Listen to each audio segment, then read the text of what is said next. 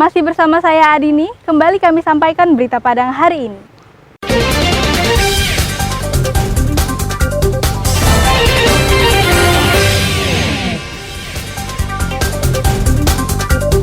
Pengoplos bahan bakar minyak ditangkap polisi di Pariaman. Sidang pemalsuan surat-surat yang dilaporkan mantan anggota DPR RI, Endre Syaful, mulai digelar. Perampok bersenjata api, tembak pedagang rempah di Bukit Tinggi.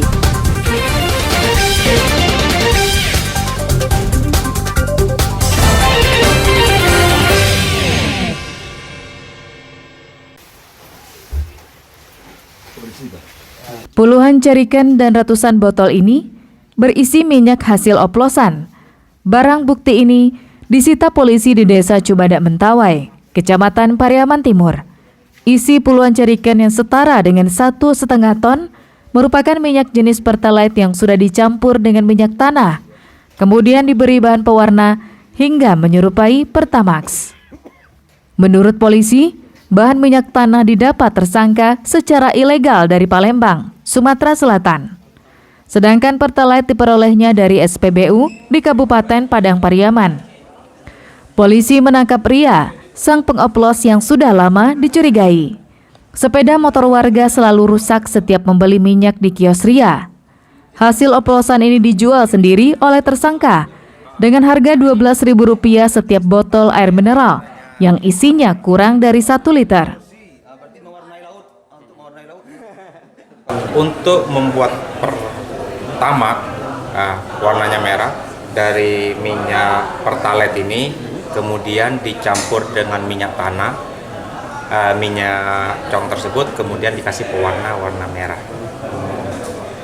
Kemudian setelah itu dijualnya kepada pengecer yang sudah ada langganannya, beberapa orang di Pariaman ini. Tersangka diancam hukuman maksimal 6 tahun penjara karena melanggar Undang-Undang Nomor 11 Tahun 2020 tentang minyak dan gas. Eki Rafki melaporkan dari Pariaman.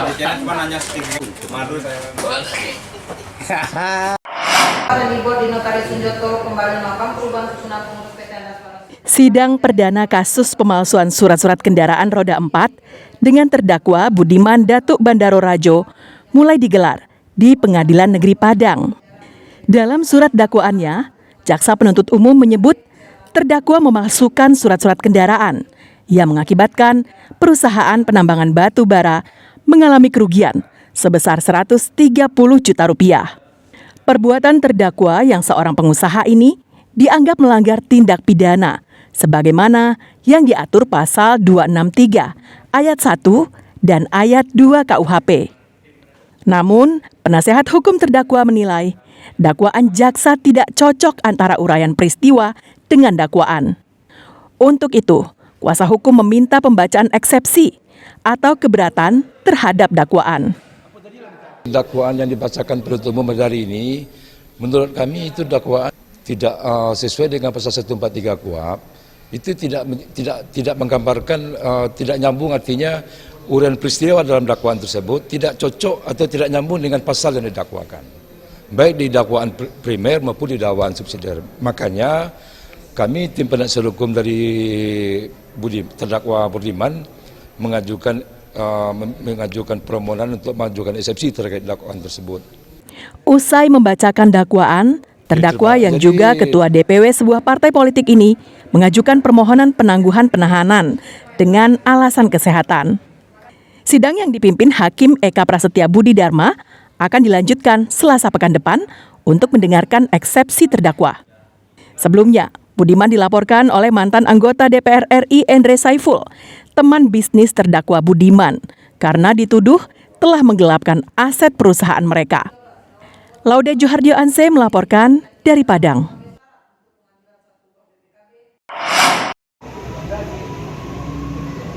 Seorang pedagang rempah Rabu malam menjadi korban perampokan bersenjata api di Simpang 4 Aur Kuning, Kecamatan Aur Biru Gotigobale, Bukit Tinggi.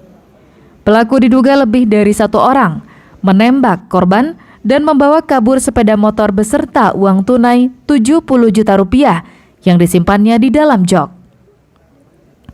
Korban bernama Wirman dan berusia 50 tahun, mengalami luka berat di dada sebelah kanan setelah ditembak pelaku saat melancarkan aksinya.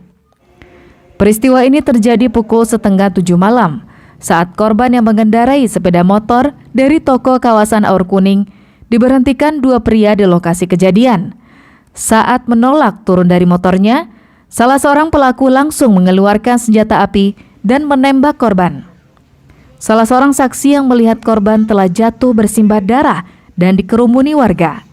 Dua pelaku terlihat membawa kabur sepeda motor korban. Lihat tadi kan saya lihat dari mobil kan orang udah keluar banyak gitu kan, sorak-sorak mobil udah lari satu motor satu orang gitu. Yang abang lihat di lokasi seperti apa tadi? Udah ramai aja tadi, udah sorak-sorak kan. Tadi pas kelihatan mungkin pelaku itu yang bawa motor satu orang satu motor, dua motor. Berarti salah satunya motor korban juga. Menurut pengakuan korban, ia tidak mengenal kedua pelaku. Salah seorang pelaku mengeluarkan 1 kali tembakan yang tepat mengenai dadanya. Itu melawan, Wak. Menyorak, Wak. Tolong, cewek itu kan ditembaknya, Wak, gitu.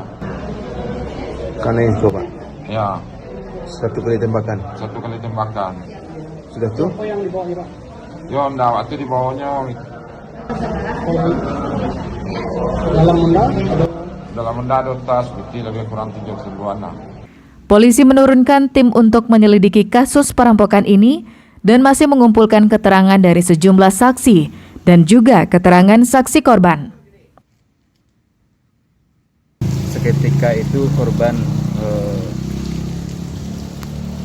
mengenai dada sebelah kanan atas, itu ada 1 peluru yang bersarang di tubuh korban, dan menurut informasi bahwa pada saat kejadian ada 2 tembakan yang dikeluarkan dari senjata api milik pelaku, tapi 1 yang mengenai korban.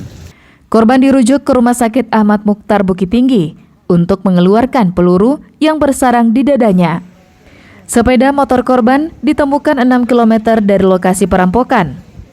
1 jam setelah peristiwa tersebut, namun uang 70 juta rupiah milik korban dibawa kabur kedua perampok.